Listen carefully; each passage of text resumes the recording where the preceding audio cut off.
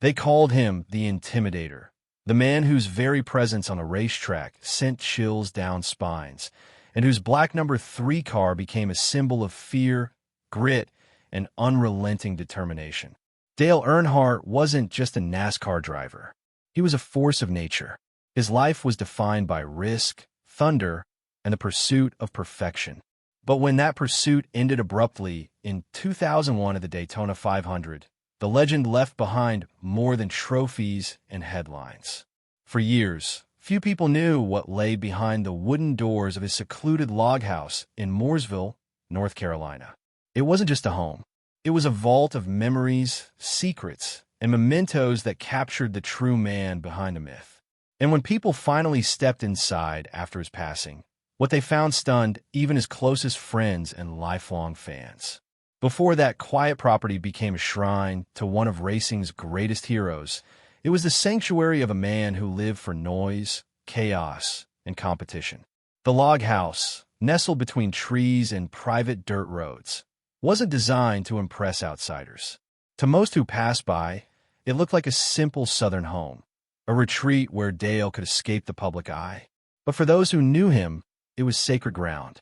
Every beam, every trophy, every photograph told a story, not of the Intimidator the world cheered for, but of Dale Earnhardt, the husband, the father, and the son, still trying to live up to a name that carried weight long before he made it famous.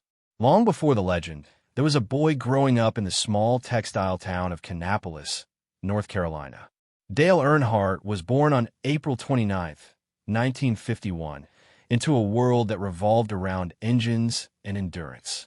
His father, Ralph Earnhardt, was already a respected local racing figure, a man known for incredible skill and uncompromising toughness on the track.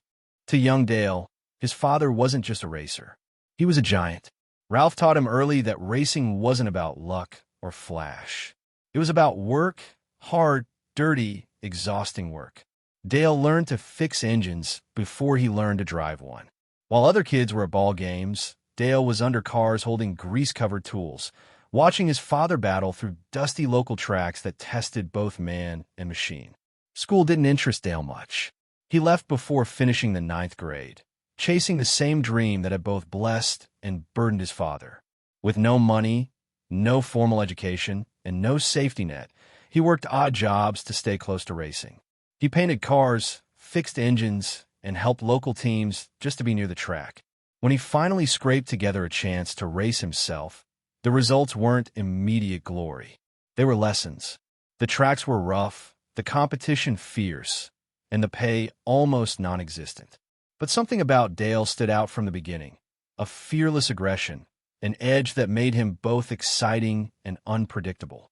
He wasn't the fastest yet, but he was the one everyone watched.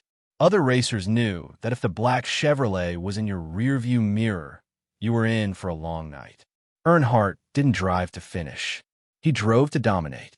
As his career grew, so did the image, the dark sunglasses, the thick mustache, the firm jawline, the stare that cut straight through opponents. But behind that intimidating exterior was a man still fighting to prove something. Ralph Earnhardt died of a heart attack in 1973, before Dale's career truly took off. The loss hit him harder than he ever admitted. Those who knew him said every race afterward was a silent conversation with his father, a vow to make the Earnhardt name unforgettable. By the 1980s, he had done just that. Dale Earnhardt's rise through NASCAR was relentless. He wasn't corporate-friendly or polished. He was a throwback, rough, honest, unapologetically real. Until 1998, on his 20th attempt, Dale Earnhardt finally won the Daytona 500. Pit crews from rival teams lined Pittsburgh Road, clapping as he rolled past. It wasn't just respect, it was reverence. But Daytona had one final chapter to write. As the sport entered the 2000s, NASCAR faced a troubling reality. Several drivers had died from similar head and neck injuries. Safety experts urged adoption of the Hans device. Earnhardt tried it once and hated it. He said it restricted movement. It didn't feel right. "If it's my time," he once said. February 18, 2001, the Daytona 500. On the final lap, Earnhardt ran third, blocking to protect the lead from Michael Waltrip and his son, Dale Earnhardt Jr. Then came a light bump from Sterling Marlin. A routine nudge, except this time, the angle was wrong. The black number 3 slammed into the wall at nearly 160 miles per hour. No fire. No explosion. Just a sudden, haunting stop. Dale Earnhardt died from a basilar skull fracture, the very injury safety experts had warned about. His death reshaped NASCAR forever. The Hans device became mandatory. Safer barriers were installed. Car designs changed. Afterward, the family withdrew to the log house in Mooresville, Dale's refuge. Inside, they found a life preserved in objects, family photos, worn trophies, handwritten notes, a weathered Bible, old racing gloves, letters to his children, and a restored version of his very first race car. It wasn't a house of wealth. It was a house of meaning.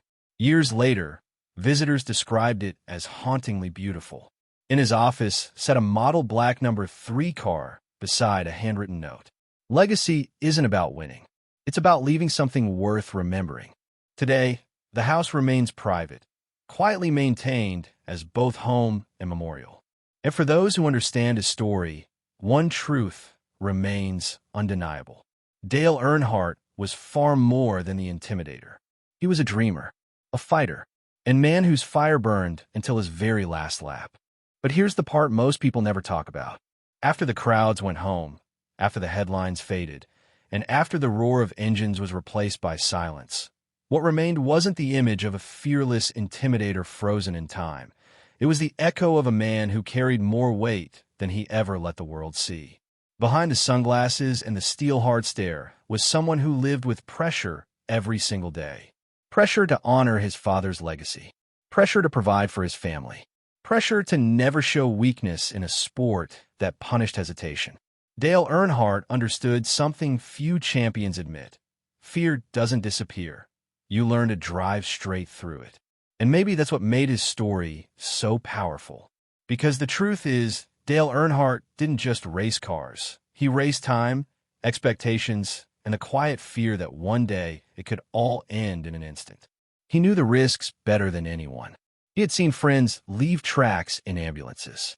He had felt the violence of crashes. And yet, he kept coming back.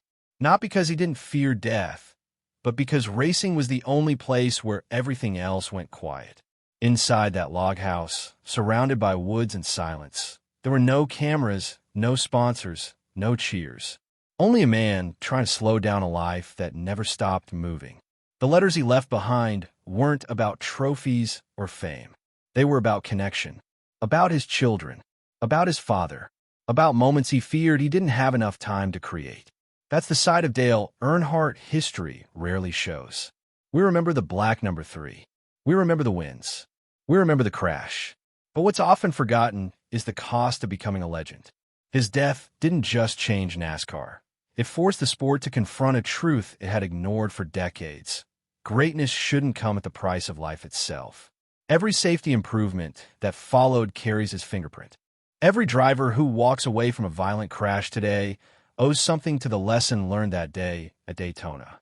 And yet, even now, the Earnhardt story continues to stir something deeper in fans. Because it isn't just about racing, it's about identity, about proving yourself, about legacy. That log house still stands, quiet and private, holding the pieces of a man the world thought it fully understood, but never truly did. No gold boats, no hidden scandals, just memories, scars, faith, and love. And that's what makes this story unsettling in the most human way possible. Because sometimes, when you finally unmask the legend, what you find isn't something shocking. It's something real. This is Hollywood Unmasked, where legends aren't just celebrated. They're revealed. And some truths, once uncovered, never fade.